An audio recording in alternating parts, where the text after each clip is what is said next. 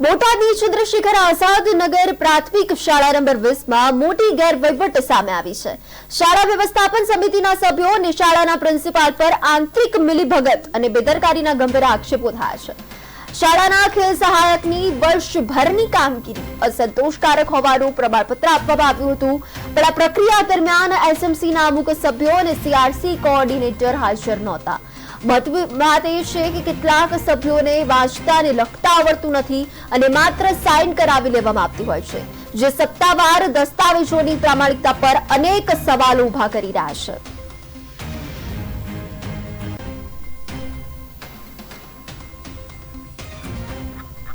ચંદ્રશેખર આઝાદ નગરપાલિકામાં પ્રાથમિક શાળા નંબર 20 માં મોટો ગેરવહીવટ સામે આવ્યો છે અને આ ગેરવહીવટ થતા અનેક સવાલો પણ ઉભા થઈ રહ્યા છે। એસએમસીના સભ્યો સાથે ચંદ્રશેખર આઝાદ નગર પ્રાથમિક શાળામાં જ્યાં ગેરવહીવટ થઈ રહ્યો છે તેની સામે અનેક સવાલો ઉભા થઈ રહ્યા છે, પ્રામાણિકતા પર સવાલો ઉભા થયા છે।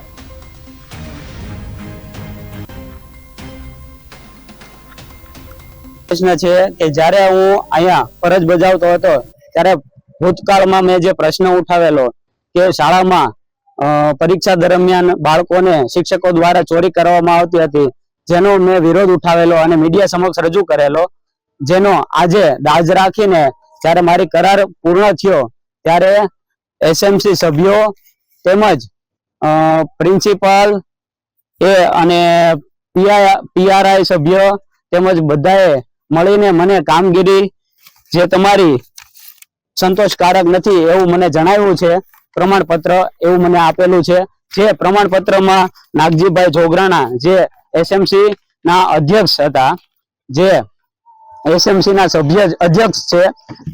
તેને લખતા વાંચતા આવડતું નથી છતાં એમને સાઇન કરેલી છે। તો આ કરાર આધારિતમાં આવી રીતના જ્યારે વિસ્તારમાં બાળકોના હિત માટે હું વિરોધ ઉઠાવું છું અને મીડિયા સમક્ષ રજૂ કરું છું, એની દાજ રાખીને મને આ પ્રમાણપત્રમાં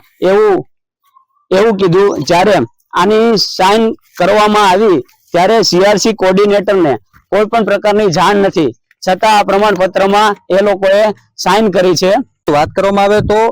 શાળા નંબર 20 જે ખોડિયાનગર 1 માં આવેલી છે, ત્યાં પ્રતિકભાઈ ડાભી કરીને જે છે તે ખેલ સહાયક તરીકે ત્યાં ફરજ ભૂતકાળમાં બજાવતા હતા, પરંતુ ભૂતકાળમાં તેઓએ શાળામાં વિદ્યાર્થીઓ ચોરી કરે છે અને તે ક્યાંક ને ક્યાંક શિક્ષકો જે છે તે આ ચોરી કરાવે છે તો વિડીયો જે છે મીડિયા સમક્ષ આપ્યો હતો, રજૂઆત કરી હતી। તે વસ્તુને દાજમાં રાખીને એસએમસી ના જે સભ્યો જે હતા, સ્કૂલના જે શિક્ષકો જે હતા, એના વસ્તુને દાજ રાખી, કારણ કે તેની જે અંદરની જે માહિતી જે છે તે બહાર પડતી હતી અને ધ્યાને રાખીને પ્રતિકભાઈ ડાભીને એવી લેખિતમાં એવી જાણ કરી દીધી કે તમારી કામગીરી જે છે સંતોષકારક નથી, એટલે ખેલ સહાયક તરીકે અમે તમને આગામી ધોરણે અમે તમને રિન્યુ કરતા નથી। ત્યારે આજે આ સ્કૂલની રજૂઆતે જ્યારે હું અહીંયા આવ્યો તો સ્કૂલની મુલાકાતે પ્રતિકભાઈ ડાભીના સમર્થનમાં જે રજૂઆત કરવા સ્કૂલે આવ્યો, ત્યારે ખૂબ જ રસપ્રદ એક વાત તમને કહેવા હું માંગુ છું કે આ સ્કૂલ જે છે તે 2 પાળીમાં ચાલે છે, સવારે 7:30 થી 12:30 ને બપોરે 12:30 થી સાંજે 5:30। ત્યારે 5:30 નો સ્કૂલ છૂટવાનો ટાઈમ છે, ત્યારે 5 થી 5:15 ના ગાળામાં શાળામાં રજા પણ આપી દીધી અને શાળામાં વાત કરવામાં આવે તો પ્રિન્સિપલ જે છે તેની હાજરી પણ નહોતી। શિક્ષકોએ એવું જાણવા મળ્યું કે પ્રિન્સિપલ સાહેબ જે છે આજે આવ્યા નથી, ત્યારે રજા રિપોર્ટની મેં માંગણી કરી, ત્યારે રજા રિપોર્ટ પણ સ્કૂલમાં હાજર નહોતો અને શિક્ષકો જે છે તે પ્રિન્સિપલ વગરની સ્કૂલ જે છે આજે શાળા બોટાદની અંદર ચાલુ છે એવા આજે અમને સમાચાર મળ્યા તો ખૂબ દુઃખ થાય છે। જ્યારે શિક્ષણની વાત માટે જ્યારે સરકાર જ્યારે ખૂબ પ્રયત્નો કરતી હોય ત્યારે શિક્ષકોની અંદર પણ એવી લાલચ જે છે આવી હોય છે કે વહેલા ઘરે જતું રહેવું, તો ખૂબ જ